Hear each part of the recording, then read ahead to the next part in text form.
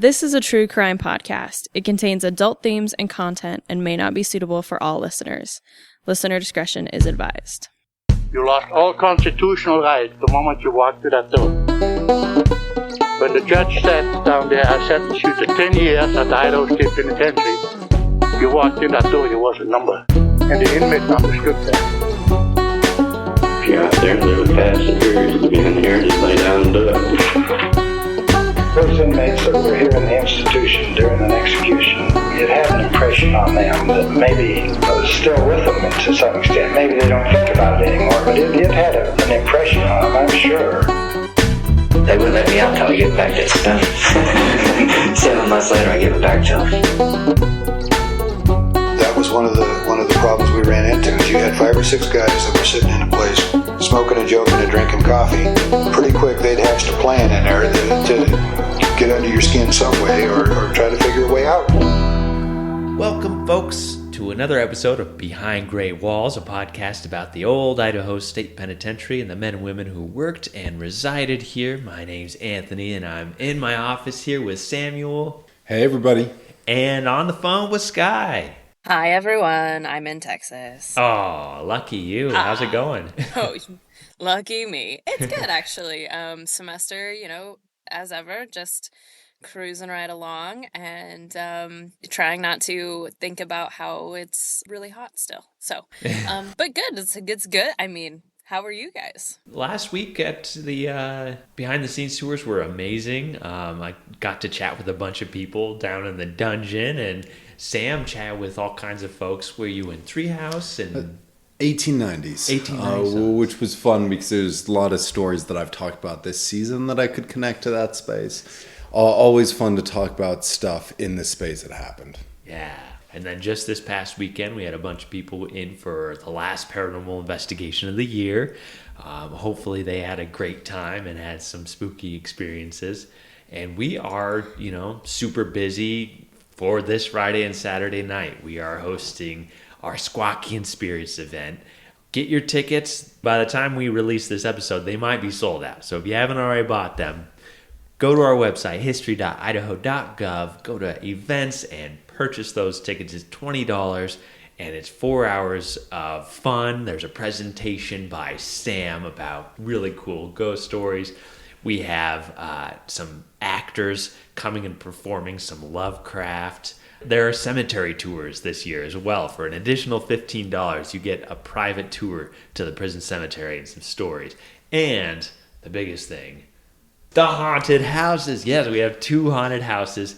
And this is the first time we've ever opened up the backside of maximum security. So our haunted infirmary is actually in the old prison hospital. So if you want to have a double awesome, exciting time to, 1, go through a haunted house, and 2, go through an area that most visitors have never, ever visited, get your tickets. Come on out. It's going to be a great time. That old hospital space is pretty spooky. So even not dressed up as a haunted house. That's so fun. What a fun event. I am jealous that I'm not in Idaho. You should not be jealous you're not in Texas. Because that sounds like such a fun time. I'm sure it will go so amazing, but I hope it is great for you guys. The hospital is so eerie. So eerie. It's so... Even setting up in there, putting decorations in there, you get the creeps. Yeah. It's spooky. It's spooky. It is. And it's kind of already naturally a little bit maze-like. And then we've actually created some temporary walls to add to it. So oh my gosh. It's a really cool space. It's a cool haunted house, and we're leaning into it. And then, of course, if you ever wanted to go to the 3rd and 4th tiers of 4 House, we have that haunted house back, the Terror in Cell Block 4. So, yeah, it's going to be really fun. I'm so excited. And if you're listening to this right now and you're like, I don't really want to go to a Halloween party, but I would love to volunteer, we're still looking for potentially some people to be scare actors in these haunted houses. So just reach out, send an email to us, and we'll get you on the list, and we'll get you in a costume and scaring some folks. So anyway, Skye, I think that you are starting today with an interesting story and possibly a little bit of light at the end. I think so. Yeah, I think this is I think it may be one of my favorite stories that we've done so far. So today I am covering number 11513, LaLonda King. My sources are, as always, her inmate file, which can be found at the Idaho State Archives, newspapers.com records, ancestry.com records, issues of The Clock from April, August, and September 1964, the history page at clearwatercounty.org, cityoforofino.org, an article called Why They Call It Orofino from the Lewiston Morning Tribune from February 26, 1933, orofino lumberjackdays.org, nespers.org, Treaty Council of 1855 from wallawalla2020.net, Lolo Hot Springs quotations of the Nez Perce flight on the U.S. Forest Service webpage of the Nez Perce or Nimipu National Historic Trail, an article titled Nez Perce Reservation from the Spokesman Review on December 10th, 1921, another article titled Heads Were Popping Up All Over the Place by Lad Hamilton from the Lewiston Morning Tribune, June 25th, 1961,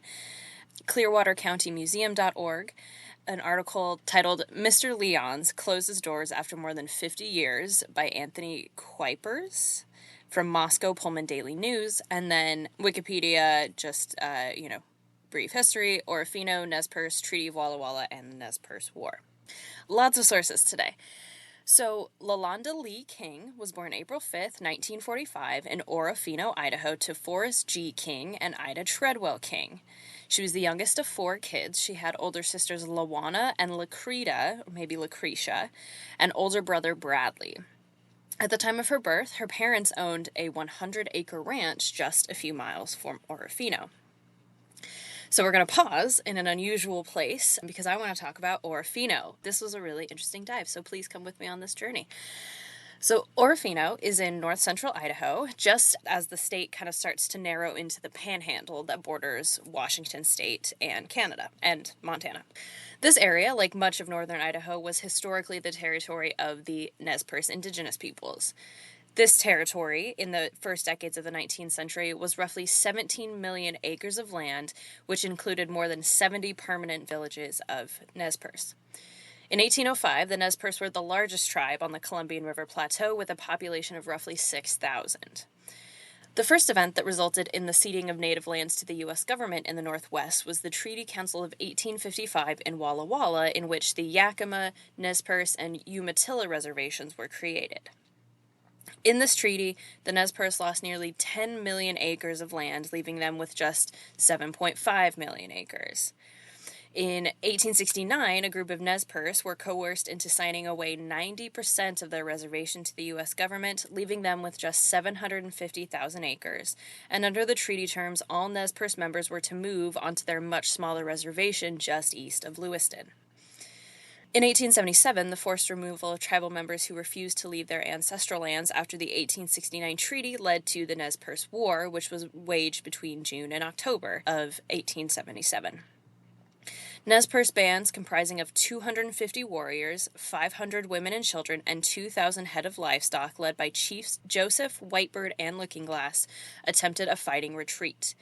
Their goal was to find shelter in Canada, but after losing the last battle at Bears Paw Mountains in modern-day Montana, a large majority, 418 tribal members, led by Chief Joseph, were forced to surrender, taken prisoner, and sent by train to Fort Leavenworth, Kansas. Upon surrender, Chief Joseph gave a now immortal speech which ended with these tragic words, quote, "Hear me, my chiefs. I am tired. My heart is sick and sad. From where the sun now stands, I will fight no more forever," end quote. The Nez Perce would not be allowed to return to the Northwest until 1885 on the orders of William Tecumseh Sherman, despite the fact that the U.S. Army Generals Nelson A. Miles and Oliver Otis Howard had promised them that they could return immediately. Chief Joseph was never allowed to return to the Nez Perce Reservation in his life. General Philip H. Sheridan said of the Nez Perce peoples, quote, "We took away their country and their means of support, broke up their mode of living, their habits of life, introduced disease and decay among them, and it was for this and against this that they made war. Could anyone expect less?" End quote. Then in 1895, Idaho had its own Oklahoma Sooners movement when the U.S. government opened up the Nez Perce Reservation, the 750,000 acres that were left, to white settlement in a proclamation signed by President Grover Cleveland. And hundreds of white men staked out claims all across the reservation, including on land currently already owned by Nez Perce families, planning out town lots even before the starting gun for this land rush had been shot. After this land rush, the reservation shrunk even smaller, now only 212,390 acres. The government paid some of the tribal members roughly $300 per head for the 500,000 acres that they had taken, but that was all the compensation that the Nez Perce received. Now the reservation covers about 770,000 acres, so they ended up getting a majority of that land back. And they currently have 3,500 enrolled citizens, though much of the reservation's current population is white. And Orofino is the largest city that is a majority white on the Nez Perce Reservation, which I guess I didn't realize or didn't know that it was on the reservation itself. The first white men to pass through Clearwater County was the party of Lewis and Clark in 1806, land at the time that was Nez Perce territory. Save for a few missionaries, very few white men were seen in Clearwater County until Captain Elias D. Pierce found gold in the area. And beginning in 1860, there were two cities founded in the area. The first was Pierce, the second was Orofino. And Orofino, for our Spanish speakers or anyone who knows Spanish knows, that means fine gold, referencing the minerals that the miners were finding in the area. According to a Lewiston Morning Tribune from 1933, the state actually has seen two cities named Orofino in its history. There's the old Orofino, and Oro and Fino are two separate words, whereas now Orofino is currently one word. And that old Orofino was founded in the headwaters of Orofino Creek, and the current Orofino, just one word, on the Clearwater River east of Old Orofino. So close by, but they are two distinct sites. By June 1861, the old Orofino had 60 log houses, 10 general stores, and several saloons and other shops with a population of about 500, almost exclusively male miners. Much like any old towns built almost primarily of wooden structures, the old Orofino burned down in 1867. As the gold rush in the northern part of the state waned, entrepreneurs began to realize how much timber was in the area, and timberman Frederick Weyerhaeuser began a timber company in 1900. And Weyerhaeuser is still a prominent lumber company in the region. If you live in the Idaho region, if you go to Home Depot or if you buy wood for any reason, Weyerhaeuser, I think they might even do paper. You probably have seen that name around. After he founded this timber company, over the next few years, Weyerhaeuser and his son start three other companies: the Clearwater Timber Company, the Pine Tree Lumber Company, and the Potlatch Timber Company, which you might recall from the Dorothy Jean Tate episode. That is who Dorothy's husband worked for. And you'll hear more about the Weyerhaeuser Company later in this season. Hey. I'll be covering it pretty extensively when I talk about someone who was incarcerated at Alcatraz. Oh, okay. So, with the white land rush onto Nez Perce Reservation land, the new town of Orofino was platted in 1898. The next year, in 1899, the Northern Pacific Railroad completed tracks and a depot in Orofino, and so more settlers came to the area. Orofino, when it first was founded, was part of Shoshone County of Washington Territory. It wasn't part of Idaho. When the Idaho legislature annexed South Shoshone County, Orofino came with it, and a few years later, in 1904, that same area was annexed to Nez Perce County, so it became part of Nez Perce County. 7 years later, in 1911, the Idaho legislature established Clearwater County with Orofino as the county seat. According to the Lewiston Morning Tribune article, by 1933, Orofino had become an important trading and banking area for the farming, lumber, and mining industries in the area, as well as the administrative headquarters for the Clearwater National Forest. Orofino is also home to the Mental Health Hospital, State Hospital North, the northern counterpart to State Hospital South in Blackfoot, which we talk about quite a bit on this podcast. Believe it or not, the hospital is located near Orofino High School, whose mascot is the Maniac. Every year, Orofino hosts an annual 4th of July celebration, and every fall they host Lumberjack Days as part of the county fair, sponsored by Orofino Celebrations, Inc. Have you guys ever been or have you heard of Lumberjack Days? No. That sounds fun. It does. It seems to be as fun as it sounds. So, Lumberjack Days began on September 28th, 1947, quote, with the idea of furthering our lumber industry and way of life along with that of farming, end quote. So the very first events in these 1947 Lumberjack Days were chopping, bucking, two-man sawing, and team pulling contests, all of which displayed skill and brawn. I tried to go through and find what a lot of these terms mean. So the current events of Lumberjack Days includes a massive parade, the crowning of county fair and lumberjack royalty, a carnival, and a log show where all of the logging competitions are held. So, logging competitions include mixed gender sawing, which is called Jack and Jill sawing, men and women's log burling, which is that thing where you have a log in the water and you have to like balance and kind of run on it. Wow. That is so cool. They have men and women's bucking, and bucking is the process of cutting a felled tree into logs, so making it smaller. Horizontal chop, which is swinging from the side, kind of the typical lumberjack motion we think of. Vertical chop, over the head. Obstacle pole sawing, which is there's a big tall log stuck in the ground, and you have to run up to the top of it and hand saw off like a top slice of this log. While you're on the log. Axe throwing for each gender as well as for juniors. Power sawing, which is using chainsaws.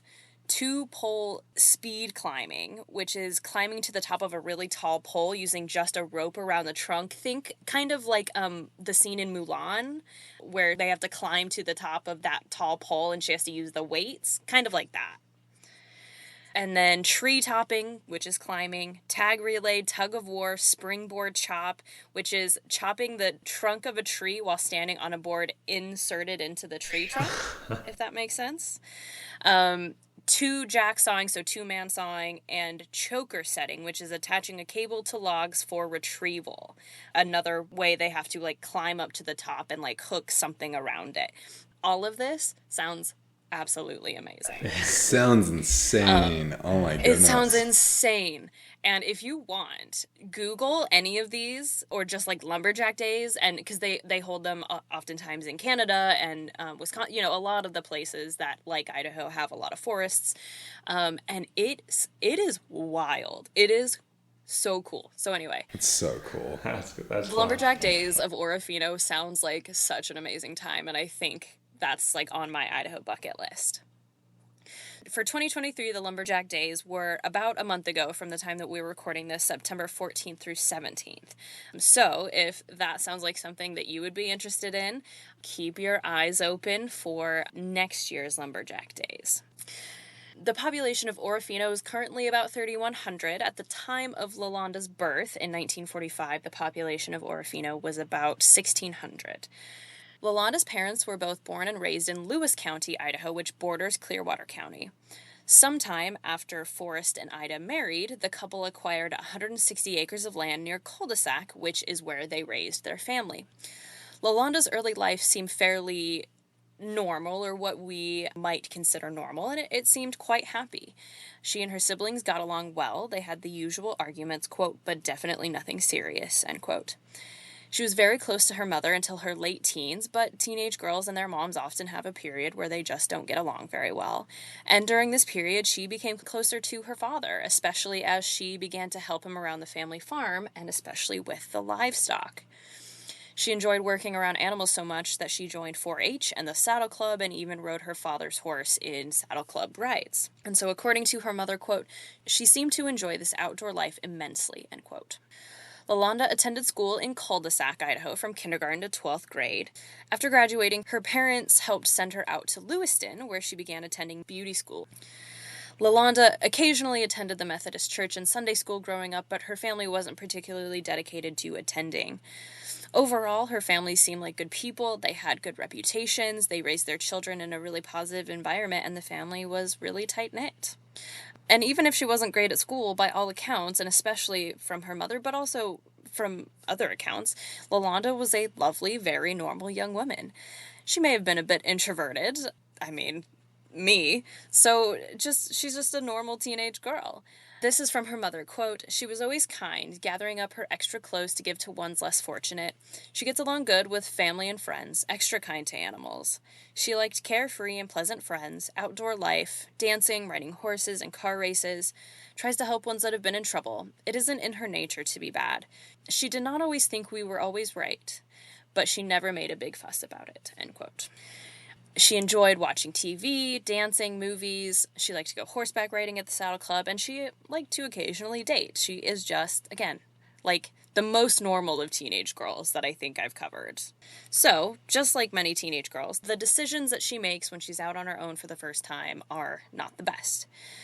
In April 1963, she was arrested for shoplifting after she was caught stealing makeup supplies from the Payless drugstore in Lewiston. She sat in a jail cell for about 15 minutes before the charges were dropped. In August 1963, she was arrested for quote-unquote loitering in Lewiston, sentenced to 5 days in jail, and served only 3 or 4. I couldn't find any other details of that charge. But also, like many teenage girls, she made friends with some kids who liked to live on the edge, as it were. She made friends with a classmate, Judy Louise Annis, who was 19, and the two of them made 2 guy friends, James A. Hollenbeck, who was 20, and Michael Malice, who was 22.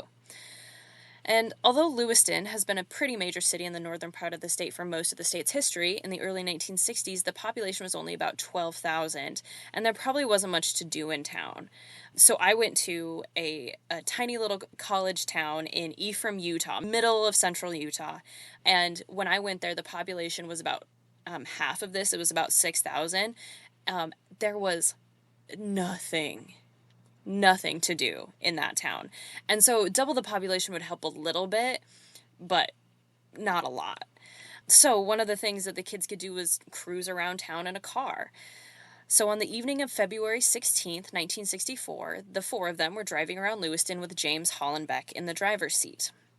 According to LaLonda and Judy, while driving around, the boys mentioned that they knew areas where other people had committed robbery by stealing purses and had gained some money doing this. Oh no. After the boys mentioned it, the foursome began to discuss the possibility of them maybe doing the same thing to get some money. It was decided that the girls would be the ones to actually steal the purses and the men would be the getaway drivers.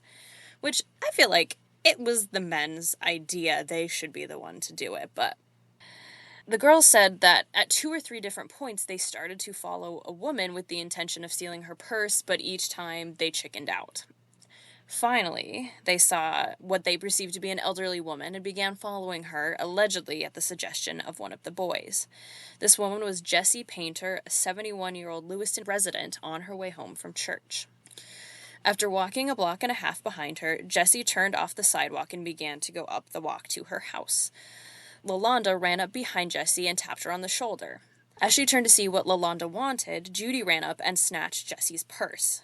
Jessie accused them of pushing and knocking her to the ground, while LaLonda claimed they didn't purposely push her, but that she had fallen down while scuffling with Judy for the handbag. Thankfully, she was not injured despite her fall to the ground. But they managed to wrestle the purse away from her. Leaving Jessie on the ground, they ran to the car, giving the handbag to the boys as they got in. In the handbag, they found a check worth $65 and $13 in cash. And according to LaLonda, the group spent some of that $13 that night on just various things. The next day, Judy cashed the check and gave the cash over to the boys, who kept literally all of it. LaLonda said that, in fact, all she and Judy got after knocking over an old woman was, quote, a package of cigarettes and 11 cents, end quote. Wow. So 11 cents, to give you a sense of how kind of not worthless, but how little this is. In 1964, 11 cents, do you guys want to guess? 70 cents. Okay. $3. Ooh, Anthony takes it on this one. $1.08. Wow. $1.08 is all they got for committing this felony. They stole $13 in cash. The $13 in 1964 is worth about $127 today, and that $65 check was worth $638. Those boys gave $2 of a $65 check. So all 4 of them were arrested that same day that they cashed the check. Allegedly, all of the money was found on the men, except for probably 22 cents.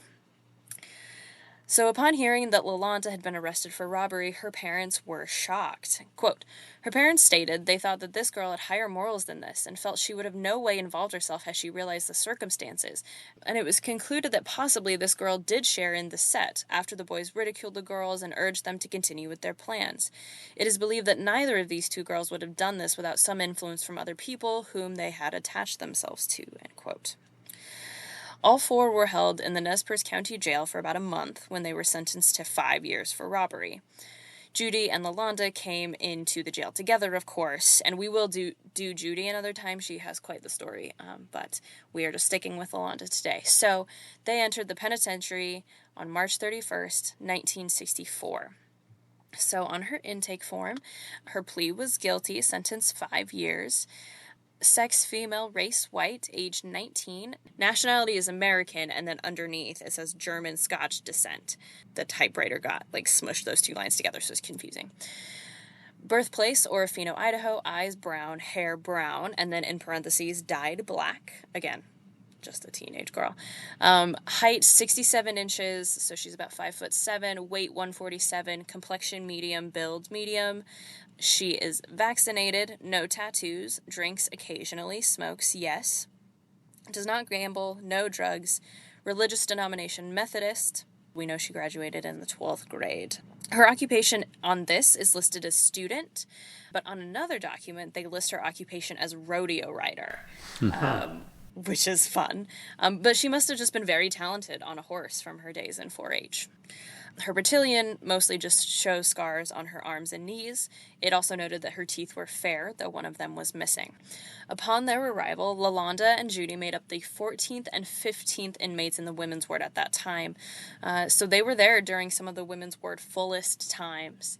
When they came in, they were serving with former podcast subjects Dorothy Cox, Episode 4, Estella Wilson, Episode 71, Claire Johnson Lopez, Episode 51, and the third incarceration of Barbara Ann Singleton. At one point during their stay, there were 19 women in the women's ward. Again, in maybe 8 cells for 2 people each, 7 cells for 2 people each. Yeah. So it is beyond cramped quarters in the women's ward. Unlike most of our women, LaLonda came into the prison at the time that the penitentiary's publication, The Clock, actually included a page for editorials from the women's ward. They didn't add a women's ward page to the newspaper until sometime between December 1959 and January 1962.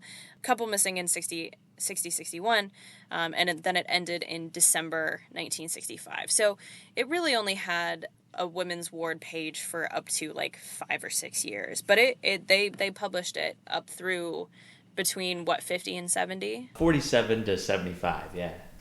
So it's very unique that we have her and that she's mentioned. That's the other thing is of course several women were here while they published this, but not all of them had as large a part as LaLonda did, as we'll see. So from a brief article written by Women's Ward page editor and fellow inmate Amber Anderson, quote, something new has been added to the women's ward. I am sure all who have seen the change in the appearance and poise of the women's inmates have said a silent prayer of thanks. Fortunately for us, we have with us a woman who has had 2 years training in a qualified charm school. She's been kind enough to offer to teach anyone who wishes to take part in such a training program. It is wonderful to see these women doing everything possible to acquire poise, beauty, understanding, and an edification that is very necessary for them to succeed in the life they will lead when they are released from here, end quote. So as we know, LaLonda went to 2 years of beauty school, and I love that she is sharing that knowledge with other women who wanted to learn, and I'm sure it helped them feel a little more normal. You know, this is something we're not going to see in prisons today, but as we see throughout the history of the women's ward, they were often allowed items from the outside, and so that probably helped them feel a little more normal, and I'm sure that helped their mental health quite a bit. So she might have begun this practice of teaching all the women in the women's ward because on April 3rd, 1964, Mr. Nick of Mr. Nick's Beauty School wrote the warden about LaLonda, and he says, quote, I am not familiar with any of your training programs, but it is my desire and her parents that she try to further her education in cosmetology as much as possible while serving her time. Assuming that you do not have a program of this type set up, would it be permissible for her to have a mannequin head, cosmetology books, and some implements so that she could continue her practice in this field? Implements would consist of comb, brush, hair clips, and waving lotion, end quote. And Anthony and Sam, do you guys think this request was granted? Yeah, I mean, I would love to think so. It's Warden Clapp, and he's trying to find things for people to do, but I feel like that's a little frivolous. Believe it or not, it actually was granted. Oh, That's so cool. clap for the win. So Warden Clapp wrote back and said that the authorities had no objection to sending in the article so that LaLonda could continue her studies, probably because it would allow her to leave the penitentiary with fresh skills to use upon her release. Oh, that's so cool. That's rad. Yeah, he did add, quote, "Please do not send any lotions or beauty supplies which may contain alcohol or have an alcoholic base, as these would not be permitted," end quote. Okay, yeah. So yeah, that's the main rule, and this is one of the few times I have seen a rule like that not broken, but I think there was for them a legitimate reason, and Mr. Nick says we're doing it because her parents want her to do this. I want her to keep doing this, so I love that. Yeah. And indeed, in fact, soon after this correspondence, LaLonda's cousin visited the prison and bought a package that included hairbrushes, rollers, rubber gloves, cuticle scissors. What? 3 orange manicure sticks, a nail file, tweezers, and other various beauty supplies. Literally a file. So I'm sure that they had rules about, you only get it during certain times and we keep it the rest of the time. According to a report made soon after her intake, LaLonda apparently even had her cosmetology textbook on her person when she was arrested, which matron Lula Warren kept in a closet until her use of it was deemed okay. And LaLonda continued to make a great impression, as in August, the Chick Chatter, which is the women's word page, reported, quote, "Tim, alias LaLonda, was assigned to the kitchen as cook, and while she might be there after 7 years of 4-H work and many blue ribbons to show for it, she is a great cook, and we all thank her for the marvelous job she is doing," end quote. I do want to make a quick comment about this nickname. You heard me call her Tim. This is the first time that I've mentioned it. It does appear that LaLonda seemed to prefer the name Tim, or at least the nickname Tim. According to a parole agent who made a report in March 1964, of course, after her incarceration, quote, "Her nickname Tim did not seem to fit her, and it seemed uncommon for her to be called Tim, as it sounded more masculine than feminine," end quote. However, this seems to be in direct contradiction with the fact that any mentions of her in the clock referred to her as Tim, that it appears she referred to as Tim for most of her life, and she clearly had that nickname prior to her coming into prison. I don't know why she got that nickname, but the same probation officer said that LaLonda was pretty tomboyish and that she wasn't super interested or even overly skilled in beauty shop work. So it might be possible that LaLonda might have identified with her gender in more masculine terms than the average woman, but I don't want to make any assumptions or speculations about LaLonda's gender identity or sexuality from 60 years in the future. There are a few things that we learn later in the story that may, again, lean towards this idea, and I do often try to refer to people in the names that they prefer, but in this case, because she came under the prison under the name LaLonda, and she's only ever referred to Tim as a nickname in just a few documents, just for clarity's sake, I'm going to keep calling her LaLonda, but if you hear the name Tim, again, it's not some random guy. Yeah. The last mention of her in the clock came in September 1964 when it mentioned that LaLonda, or as it says in the article, Tim, with Judy Annis and a woman with the nickname Bobby, who I couldn't figure out, they put a coat of whitewash on the outside of the women's ward, followed by a new layer of green paint on the trim. Quote, "It is certainly an improvement," end quote. That's cool. The article finished. And this is not related super closely to LaLonda, but underneath this article, there's a brief mention. There's a Chick Chatter that I thought was kind of a fun look into the women's ward, which again, whenever we can get these little glimpses, I love to talk about it. So it says, quote, "Several of the girls have pet names and sayings. I thought the readers of the clock might be interested in a few." So the nicknames are Ignatz, Ignats, Zoop, Mighty Mouse, Bobby, and Ricky. Then there are some of the sayings, "Don't start no stuff," or "Go ahead on," which just seems so of the time. Go ahead on. Don't start no stuff. That's our new tagline. I like it. Don't start no stuff. Don't start no stuff.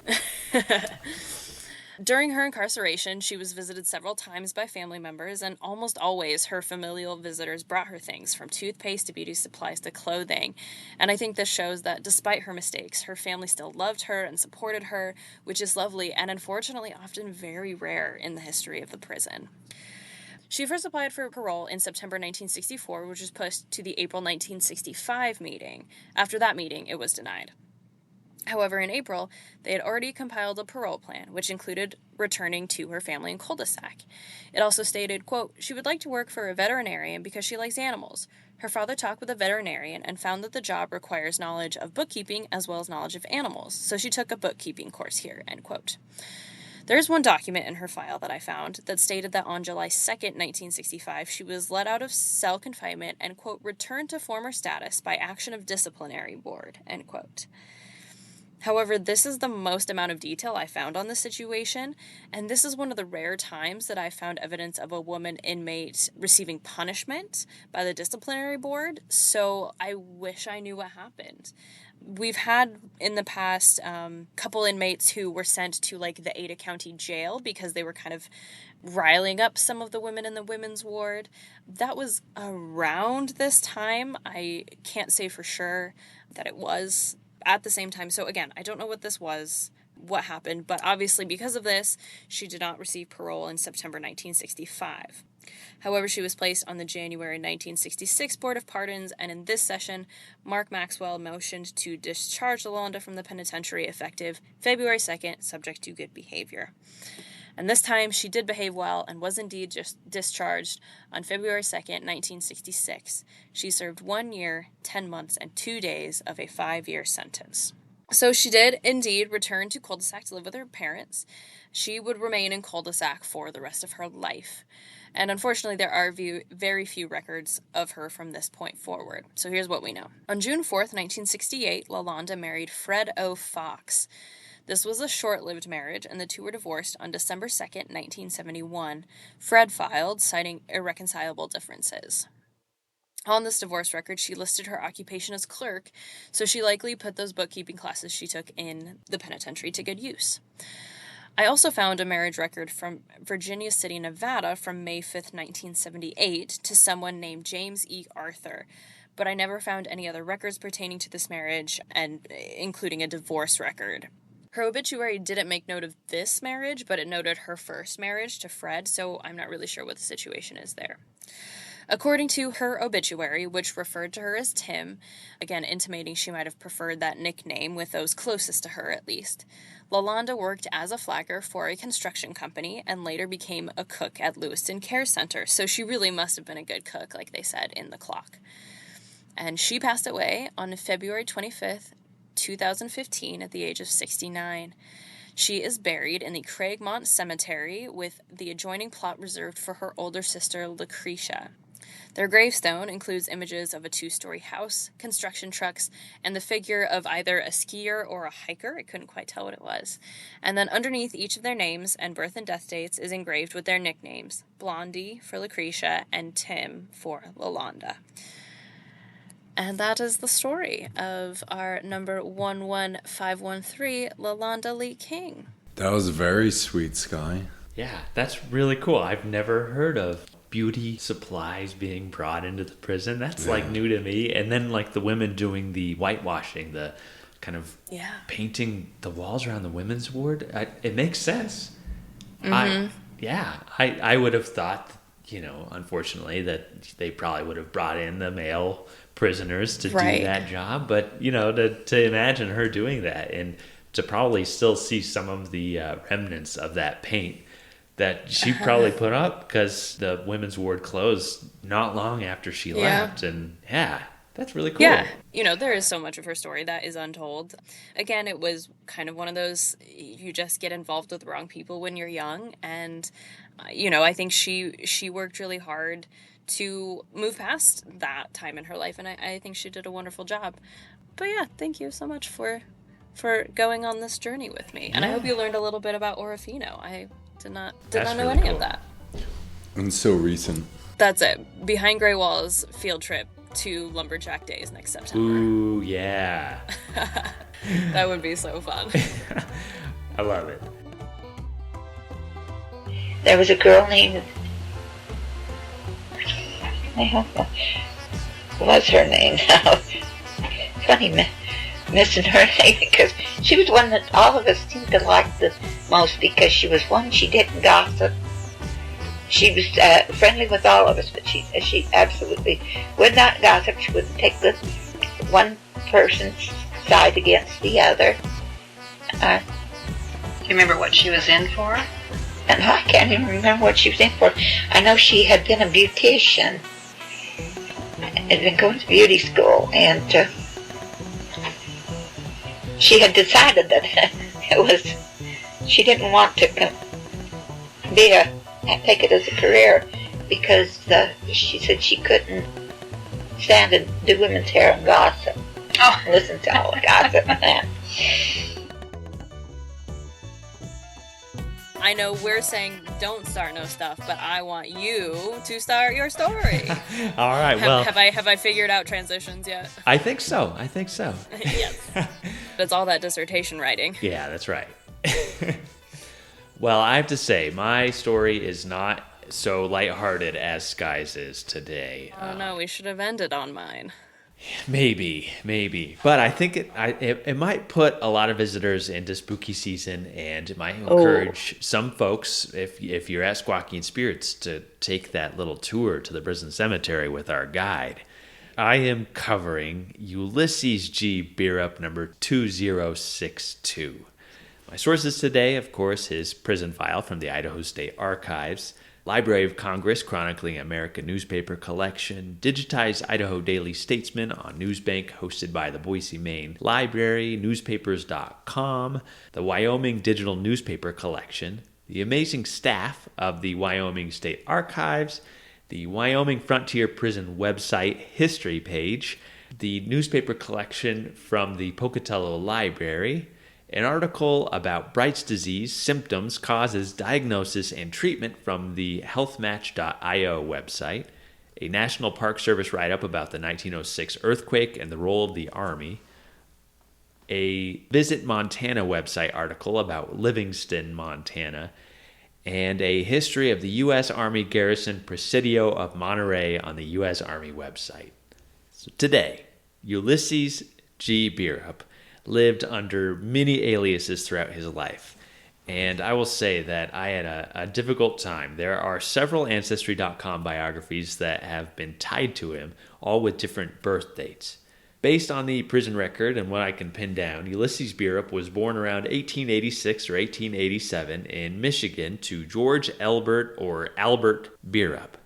Later, Ulysses simply put Albert Bearup as his closest relative living in Michigan.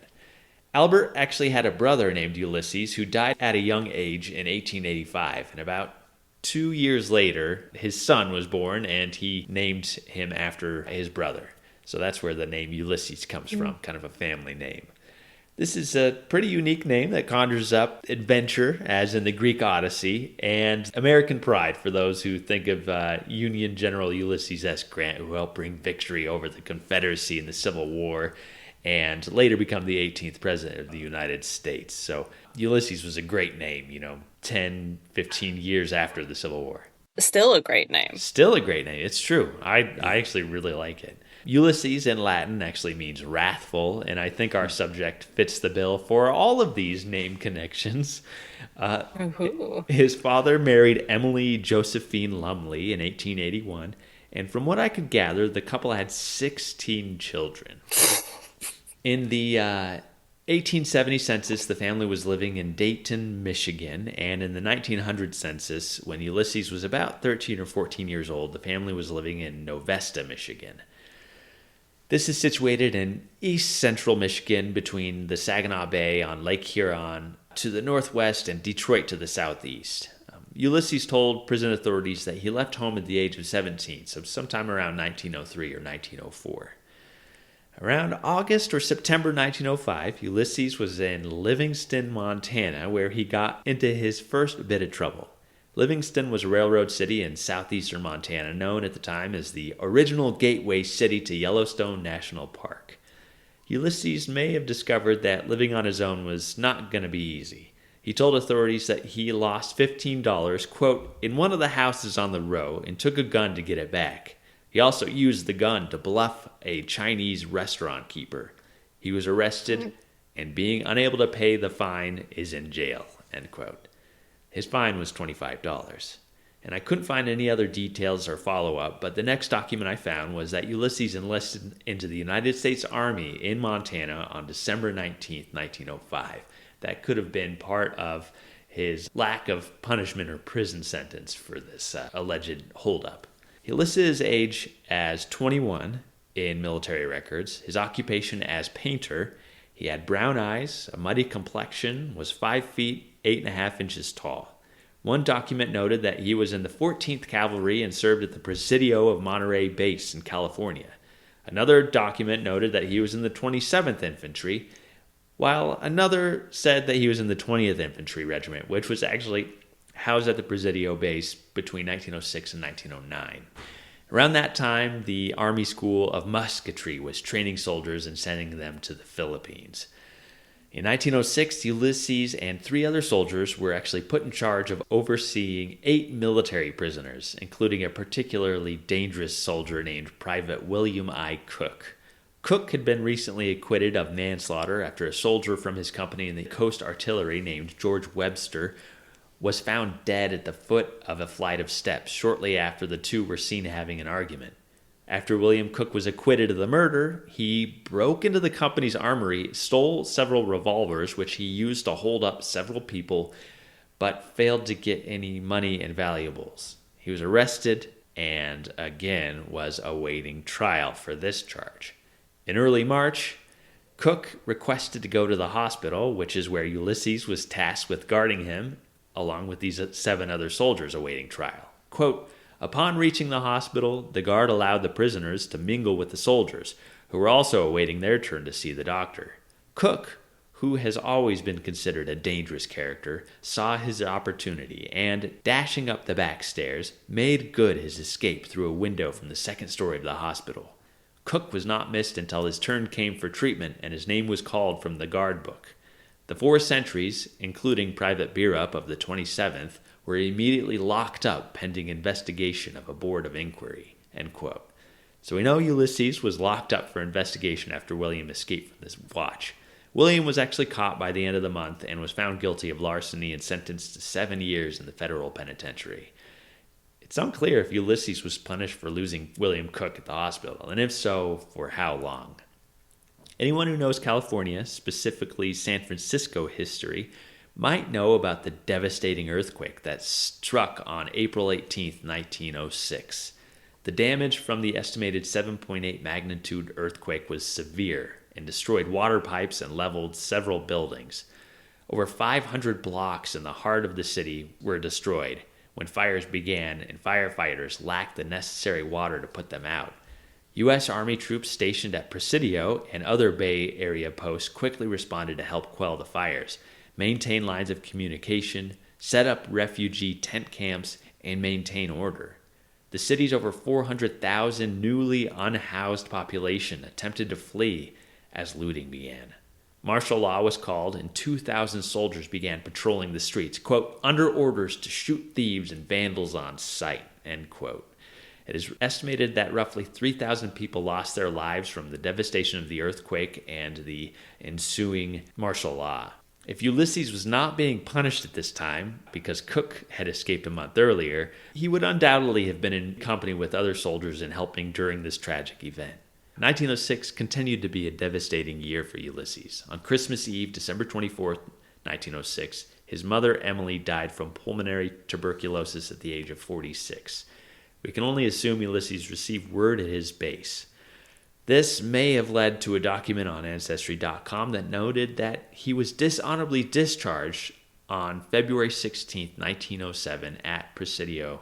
I could not find any details or notes about why he was dishonorably discharged from the military. In August 1908, a man named Fred Mudge enlisted at the Jefferson Barracks in Missouri, stating that he wanted to enlist into infantry service. He told authorities that he was from Toledo, Ohio. A week later, a story was placed in the St. Louis Globe-Democrat that, quote, Fred Mudge, 16th Recruit Company, has been placed in confinement at this depot, charged with having fraudulently enlisted and being identical with Ulysses Bearup, late of the 27th Company Coast Artillery Corps, who was dishonorably discharged from the service and served a sentence in the prison at Alcatraz Island, California, for military offenses, end quote. So again, he may have actually served time in Alcatraz while it was a military prison, but I couldn't find any details of this. This alias of Fred Mudge and Fred Mung actually followed Ulysses throughout his life. I actually have requests out to the amazing folks at the historic prison looking into it, and I will follow up if I get any information from them. Now, following the trail of Fred Mung, I did find other arrests around this time. During the spring of 1908, a Fred Mung stopped at the home of a man named Joseph Lee of Tree Oaks, Michigan. He left quickly without saying a goodbye, and Joseph discovered his gold watch, an overcoat, $10 in cash, and several other items were missing. A warrant was issued for Fred's arrest.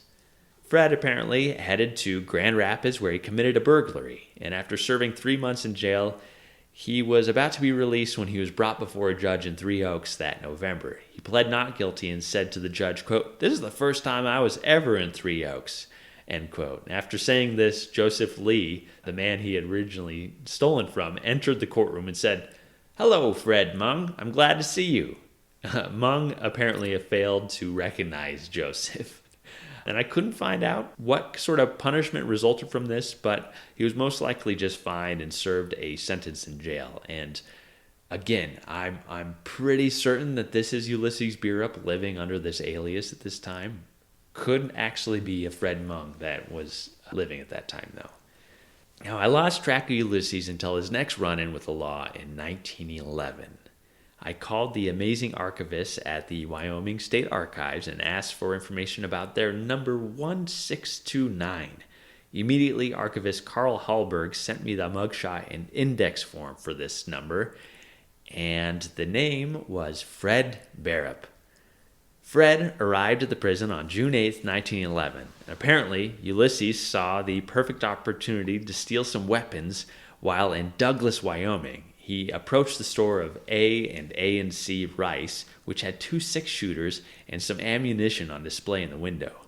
Ulysses tossed a brick through the window and took off with the weapons. Sheriff Barber quickly solved the case and arrested Ulysses the following day. Of course, he came in saying his name was Fred. That Friday, Ulysses, under Fred, pled guilty in court and was taken to the state penitentiary in Rawlins and given the number 1629 with a sentence of from 12 to 18 months in the penitentiary. So his intake, from his mugshot, we know for certain it is our Ulysses Bearup. And the index on the back of the mugshot matches Idaho's from the same period, so they are the same form system.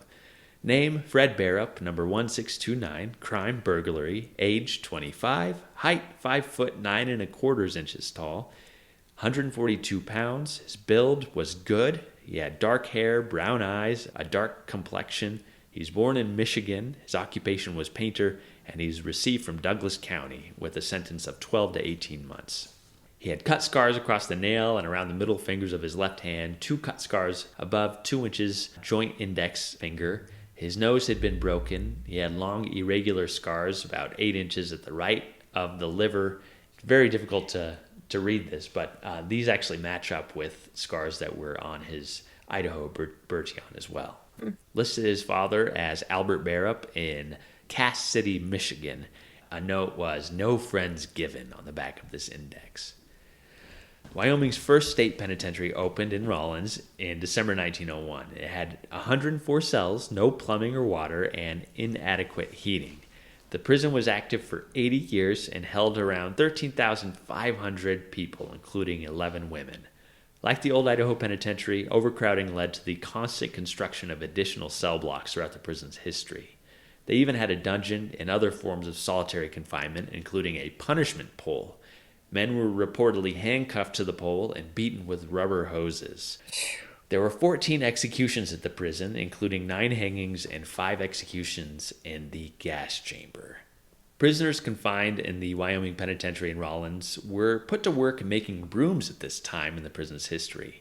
Wyoming's governor, Joseph Carey, was a member of the Progressive Party, and you may remember Theodore Roosevelt's Bull Moose Party, which called for reforms through society, including in the criminal justice system. Governor Carey wanted to end the private broom factory once the contract was complete. Roads were an issue in Wyoming, and discussions were held between 1911 and 1912 to send prisoners to road camps in underdeveloped areas to improve and create roads and close the broom shop, which was contracted to the prison through a private company. On July 18, 1912, 2 months before Ulysses' release from the prison, Governor Carey and his board toured several state facilities, including the Rawlins Penitentiary. As soon as the governor's party left the prison, the broom factory went up in flames. Quote, "The warden states that the fire was undoubtedly of incendiary origin, as when the first small blaze was discovered, the penitentiary hose was connected up and the water turned on. It was then discovered that the hose was cut in numerous places and the water leaked out before it reached the nozzles." So the building and nearly everything inside was destroyed, resulting in over $10,000 in losses. Quote, "Many of the convicts howled in fiendish glee when they saw the flames leaping through the roof, and it was necessary for the warden to go into the cell rooms and threaten to have them lashed before they were quieted." End quote. So, a journalist from the Laramie Republican had one of the cheekiest quotes stating, quote, "Things are going fine at the state penitentiary, aside from one cold-blooded murder, a disembowelment, a suicide, 7 or 8 escapes from the road gangs, 3 or 4 other desperate breaks from liberty, and the burning of the broom factory. Nothing has happened there worthy of a news item." End quote. I just love this. I love him. He is me. That was my past life. I know. I was like, this sounds like a comment Skye would say. I have to include this. So, things are fine. I the epitome of that meme where the dog is in the room that's on fire and he's just like, "This is fine." Totally. Funny. So Ulysses, aka Fred Bearup, was discharged from the Rawlins Penitentiary on September 26, 1912, serving just over 1 year and 3 months in the prison. The following month would turn out to be one of the most brutal and bloody in the Rawlins prison history, when one African-American prisoner was lynched by a mob of prisoners after he assaulted an elderly woman in town that frequently visited and helped the prisoners. And then right after that, 2 large-scale escape attempts, which resulted in several deaths of prisoners, guards, and civilians occurred. Even Idaho's Warden Snook commented on what was going on in Rawlins and other western states, pushing these progressive ideas for political gain. Quote, "Some of the reform have been good and others bad. The idea of trying to use the lenient method with confirmed criminals who fit into one penitentiary to another is a mistaken one. Only first-termers can be dealt with in this manner. The management of the penitentiaries is a science in itself. The handling of the convict is a problem that has never been completely solved. If it is entirely solved, it will be by men who have had experience in this sort of work, and not by governors, who attempt to make reforms that are based on theory and not on actual practice. Governor Carey of Wyoming is one of those who has instituted some of those reforms. The outbreak at the Rawlins Penitentiary does not come as a surprise." John Snook, he's one of my favorite wardens here at the time. We'll hear a little bit more about him in a moment, but clearly he's saying these ideas are not based in actual experience dealing with desperados and convicts. They are being too lenient on these guys, and of course this is what was going to happen in Rawlins. He probably could not have predicted what would occur in a few short months when some of these Rawlins Penitentiary prisoners arrived at the Idaho State Penitentiary. But they would actually have to deal with John Snook, and we'll hear a bit about that in a moment. To set up the next stop in Ulysses Bearup's life, it is important to understand the local option laws in the early 1900s. We've talked a lot about the temperance movements and Idaho's early adoption of prohibition in 1916 before it was put into effect nationally in 1920. Local option laws allowed cities and counties to decide if they were wet as in they allowed the legal sale and taxation of alcohol, or they were dry, in which the sale of alcohol was outlawed. The newspaper accounts of the votes and opinions of the time are fascinating and very entertaining, I will say. The town of Soda Springs in southeast Idaho went dry during the summer of 1911, and I suspect the nearby town of Grace followed suit. By December 1913, all of Bannock County went dry, outlawing the sale of liquor. A report from the Bingham County News called this a victory for bootleggers. As we know from Prohibition, outlawing alcohol or any drug in general tends to create an opposite effect as organized crime develops and criminals make a tremendous amount of money selling bootlegged whiskey at this time. In the early 1910s, you could travel across Idaho from one town to the next, all with differing laws for alcohol. For recently incarcerated Ulysses Bearup, selling illegal alcohol in dry towns would have been good and pretty easy money. The price was a fine of from about $100 to $500 and 4 months in jail typically. In early 1913, I found stories of sheriffs in several dry cities in Idaho raiding clubs, hotels, and homes to eliminate all alcohol from their jurisdictions. That year, the Phoenix Construction Company was rushing to complete a steel power transmission line between Grace, Idaho, and Salt Lake City, Utah. During the summer, the company put ads in newspapers looking for, quote, 200 energetic young white men for work assembling and erecting steel towers for transmission line work in Utah and Idaho. $2 per day and board. Good, clean camp. Interesting work and good chance for advancement, end quote. Now, if you get 200 strong men into a work camp, chances are good that a number of them are going to be opposed to the town's dry law.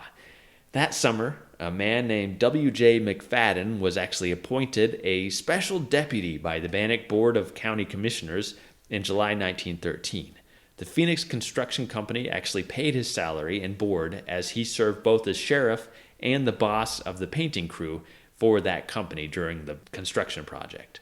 During the evening of August 25th, 1913, Ulysses Bearup rolled into Grace, Idaho, ready to make some money. He had a suitcase full of bootleg whiskey and plenty of potential customers who would be eager for a bottle of whiskey that Saturday night. He stopped in the Phoenix Construction Company Camp No. 2 just south of Grace and opened up business. At 9:30 p.m., Deputy McFadden spotted Ulysses actively selling a bottle of whiskey from his buggy to a man named James Tracy. McFadden approached Ulysses with his revolver drawn and put Ulysses and his customer under arrest. According to one account, McFadden took control of the buggy and began the trek towards the jail in Pocatello. Bearup, acting quickly, grabbed hold of the revolver and stripped it from McFadden. He then turned the sheriff's gun on him and fired 2 times. According to Ulysses' account, when Sheriff McFadden got into the buggy, quote, I drew my revolver and told the officer to let go of the lines, jumping from the buggy as I did so. McFadden at that instant drew his gun and we stood facing each other, weapon in hand, fully a minute before a shot was fired. I fully expected the officer to shoot me, and I concluded to shoot the lines out of his hands and get away.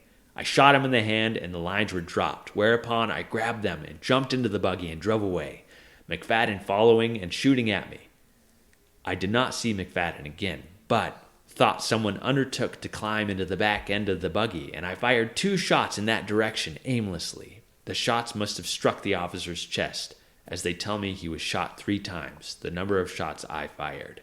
When I reached Soda Springs, I was fearful that I had done something awful, and I threw my gun into a wheat field near the stockyards.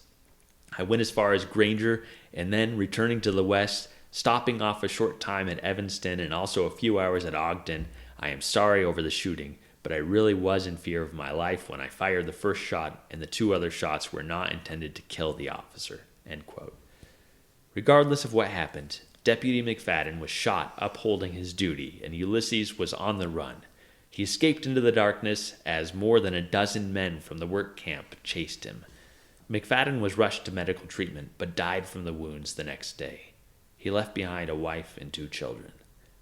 James Tracy, the customer who witnessed the whole event, jumped out of the buggy and headed north to Soda Springs. He was arrested and questioned in jail. He said he had just purchased a bottle of whiskey from Ulysses, quote, who sold it from a suitcase full of liquor and bottles, end quote, when McFadden approached and the shooting occurred.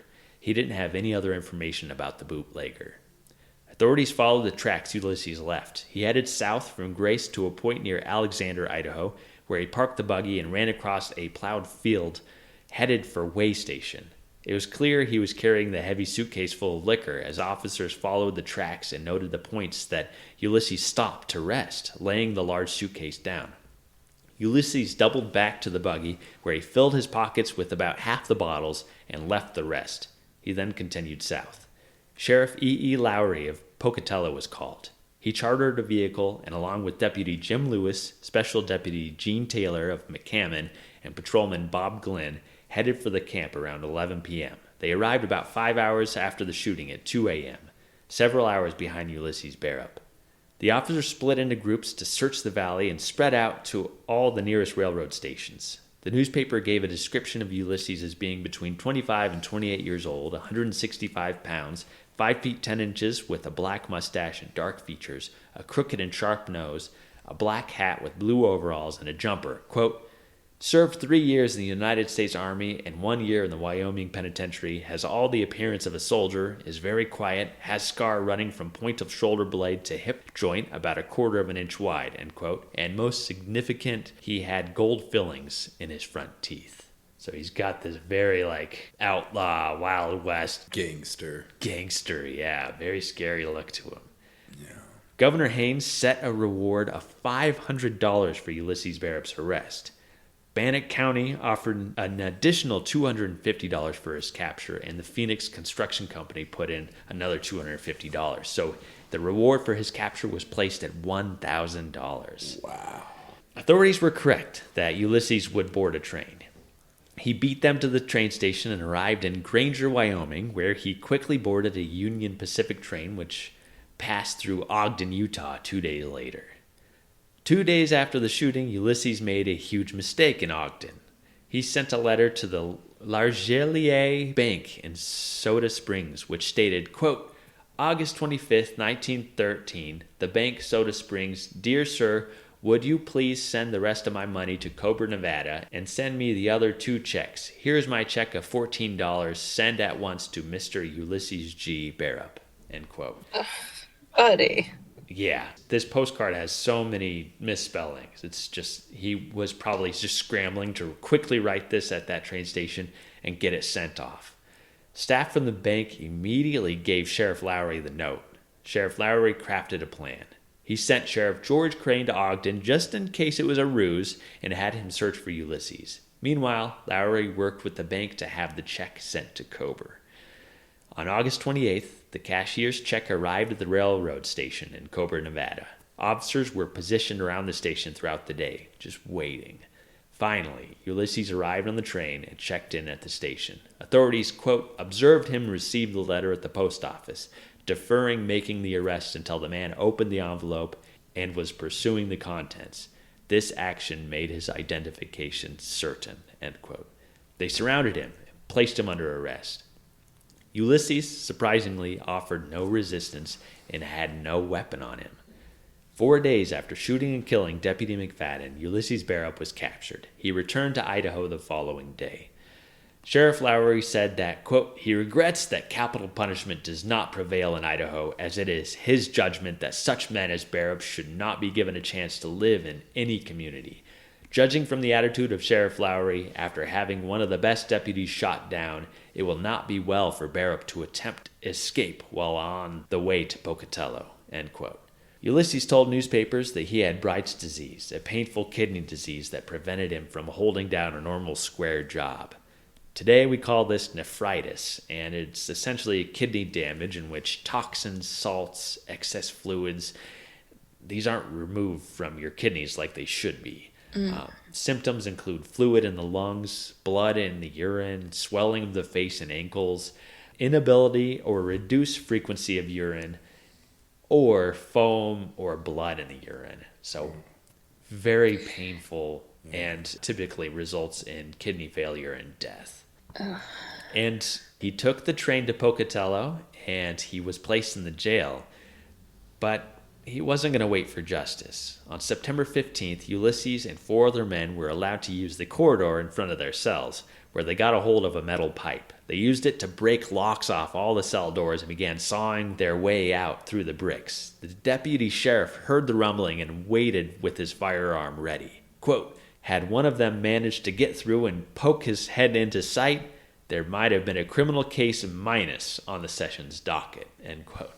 All of the men were actually locked up in punishment cells when backup arrived. Quote, Sheriff Lowry has established a canary cage. It is a nice little cage and will hold anything from a murderer to a case of confiscated bootleg whiskey, end quote. So these men were basically locked up in tiny cages awaiting their trials. Ulysses was held without bail for trial, and he pled not guilty on September 17th, 2 days after this attempt.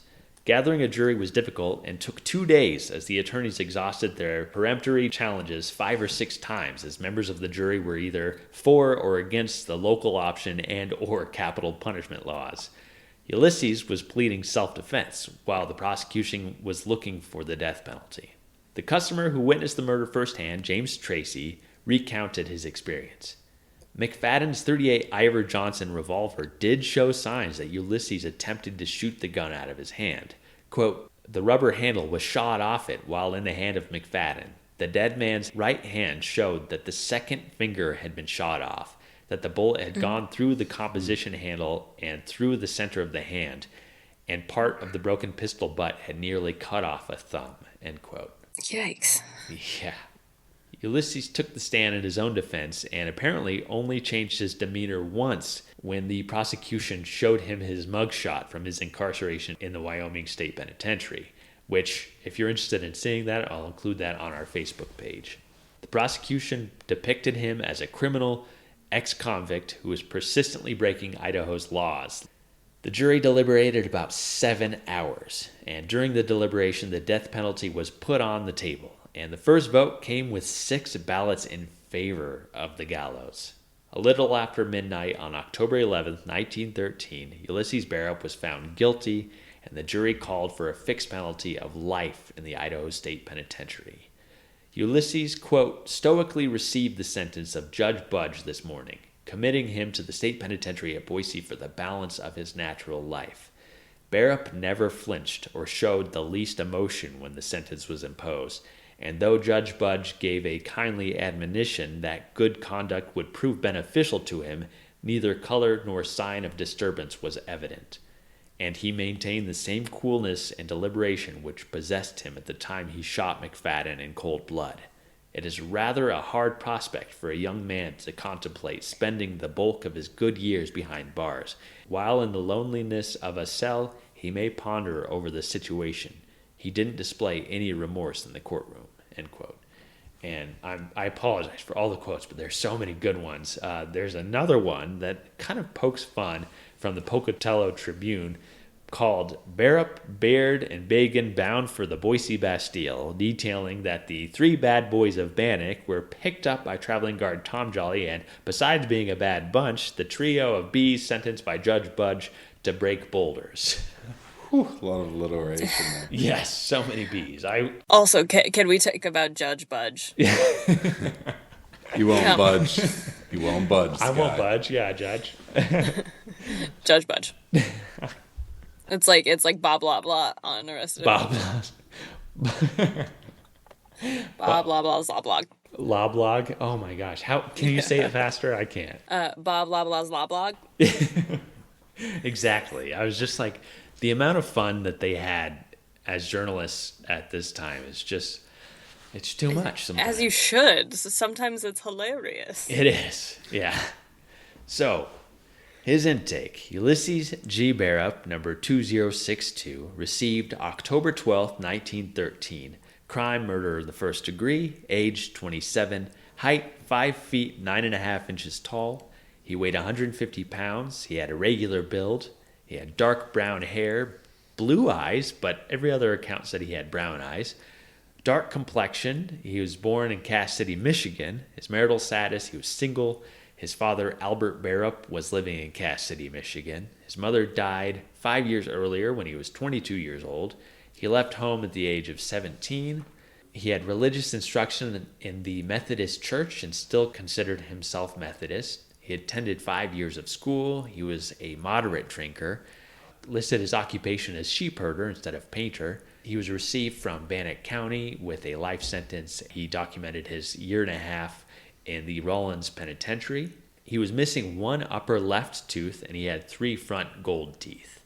And his property was all turned in to the warden. Warden John Snook completed his Bertillon form, which showed that he had a cut and a break in his nose, vaccination marks on his left arm, scars on his right index finger, left index and middle fingers, the back of his neck, below his left shoulder blade, and on his left shin. He also had a large operation scar on his lower right back and a cut scar on his left shoulder blade. And Warden Snook noted that he had stubbed fingers.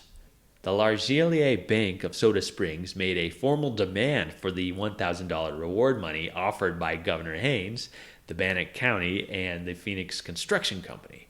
Sheriff Lowry was actually asked if he thought that the bank should receive the reward, and he said no. Quote, "As a matter of fact, if anyone is entitled to a reward, it should go to McFadden's widow, as she needs it, has nothing, and has a little family to support, and could use the money very beneficially. I believe that she should be taken care of in that matter," end quote. And I actually couldn't find out if this reward money was ever doled out to anybody. But I hope that McFadden's, plea brought that money to her.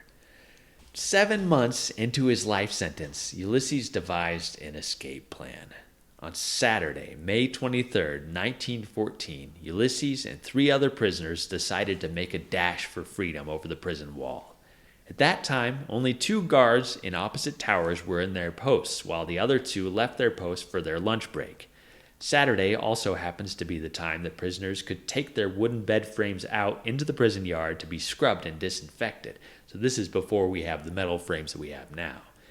It's 1914. So listeners, you have to know that at this time, most of the western portion of the site didn't exist, including 4 House, 5 House, the basketball court, or the shirt factory building. So the yard was open and essentially empty. Ulysses, Lyman Jones, and cellmates D.A. Allers and E.R. Howard were the 4 men leading the break. Ulysses and Lyman Jones darted to the wall, one carrying a table, the other a barrel, which they stacked on the table. Guard Broussard was new to the job, and he was stationed in Tower 1 in the northwest corner. So this is the tower that most visitors, when you come to the Old Pen, that's the one you're going to see first when you drive up the road.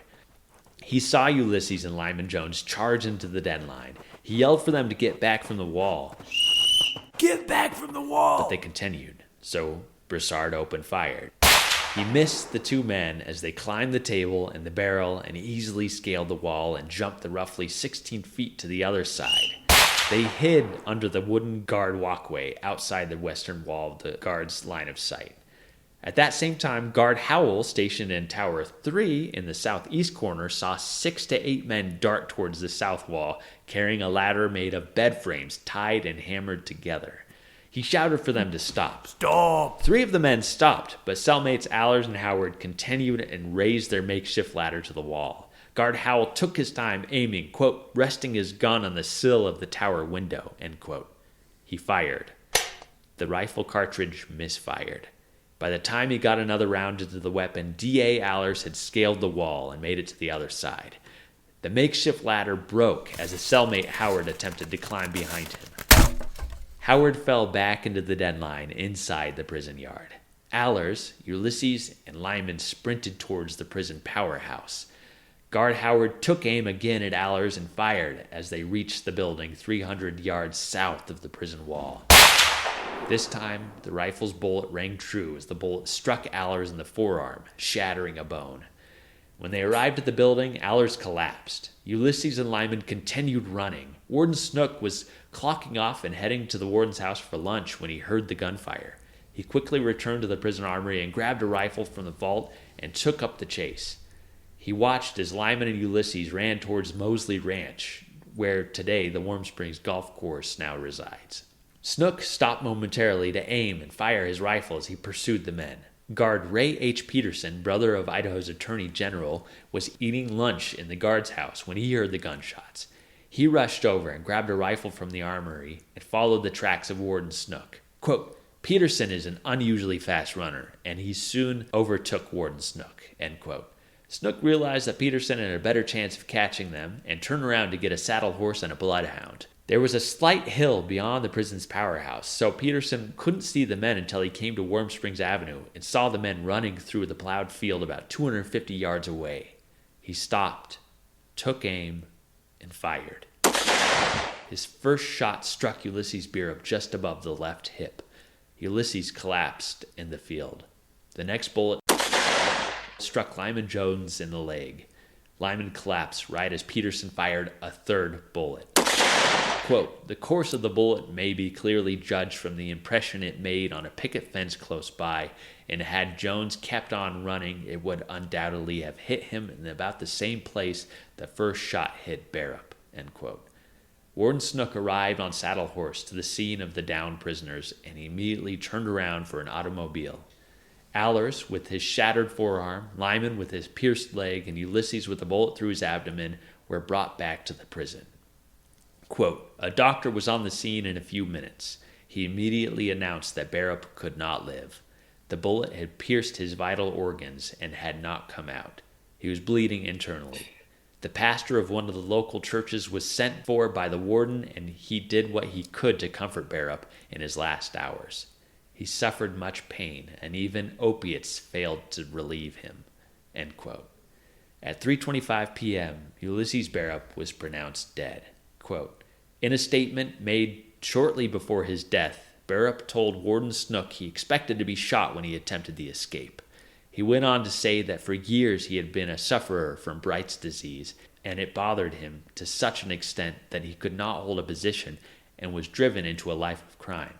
He said the disease had caused him great suffering of late, and he concluded that since he was in for life, he might as well have it over with, end quote. Albert Bearup in Cass City, Michigan, was contacted about his son's death. Newspapers reported that he received the telegram, but Warden Snook never received a response.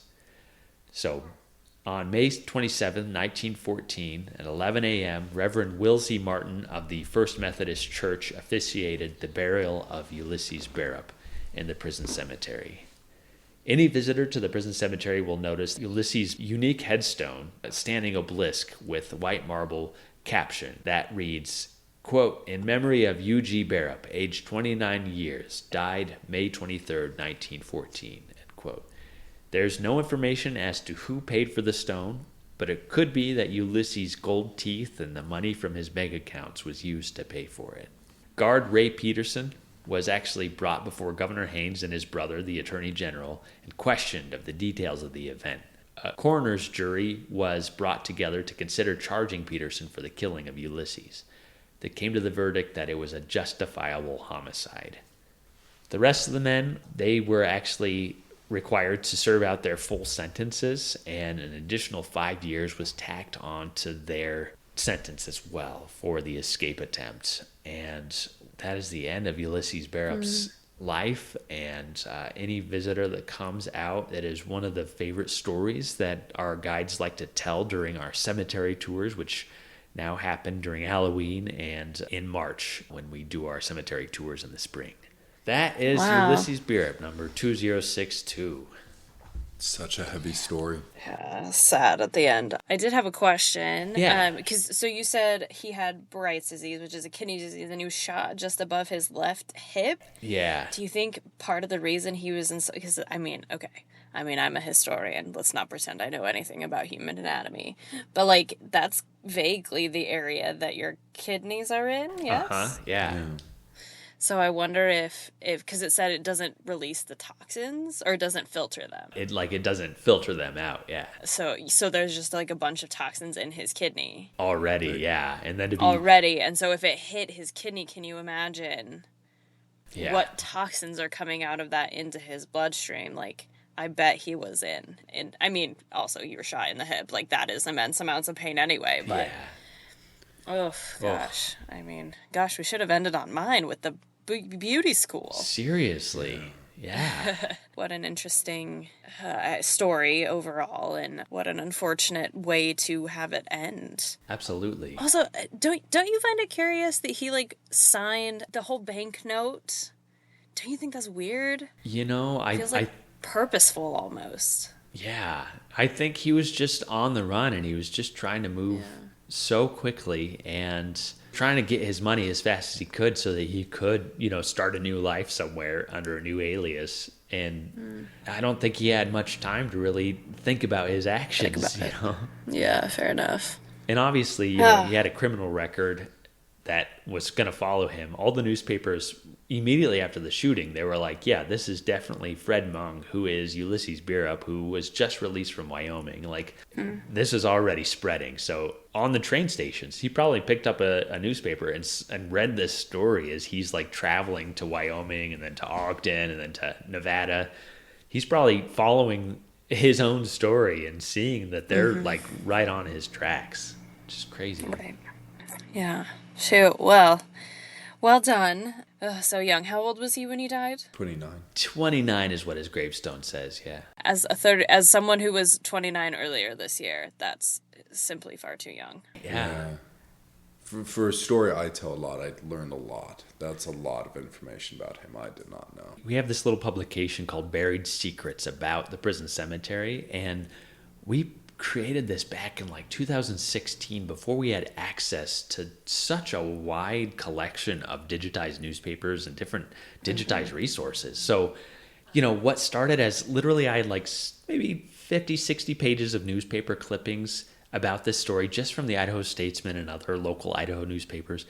And over the last like 3 weeks, I found close to 150 pages worth of research on him.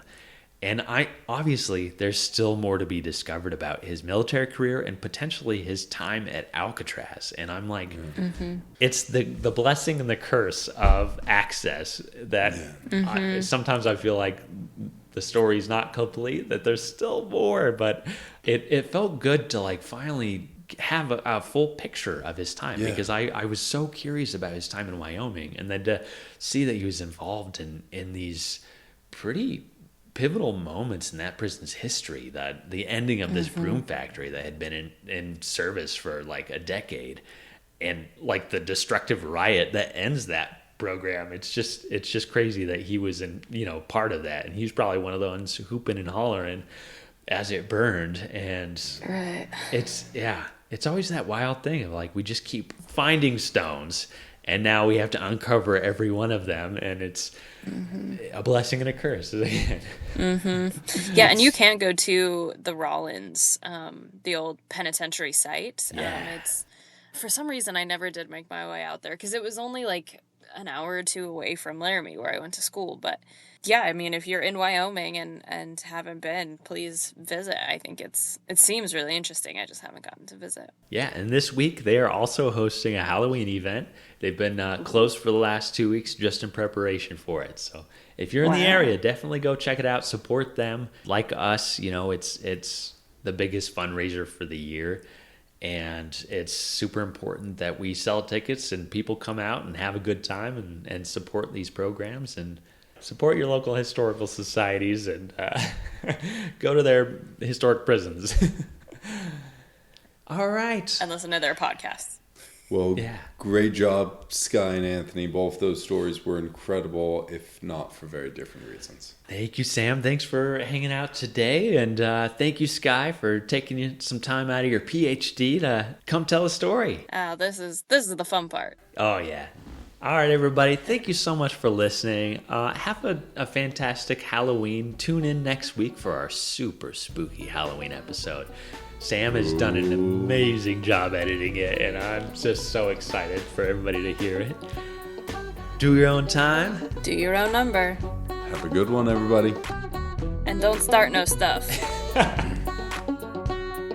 If If you enjoyed Behind Gray Walls, please rate, review, and subscribe on your favorite podcast app so you never miss an episode. Not only do we get to hear your feedback about the show, but it helps others find us as well.